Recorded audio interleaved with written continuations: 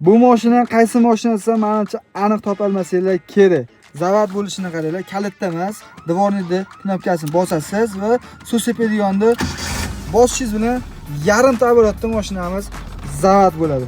Qaranglar, nimaga bu mashinani, qanaqa mashinani topolmaysizlar dedim. Sababi tushishlar bilan bu mashinamiz zaptichiga aylanadi. Salonchiga o'tirishinglar bilan tikochi. Tushishlar bilan zaptichiga aylanadi. Zavod bo'lgandan keyin gazni bossanglar, nimani ovozi?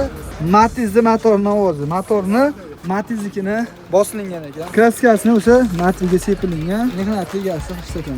Paloskalar hammasi kraska. Ikkitasi kristal effektga sepilgan. Buni narsani qaranglar. Xullas, bu kalonka emas, tatti stakancha ekan. Suvda qo'yib ketaveradi salonchi. Ustasida ham bor ekan. Bitta mana shu pilsosga qo'shmagan ekan, xolos, qaranglar mana.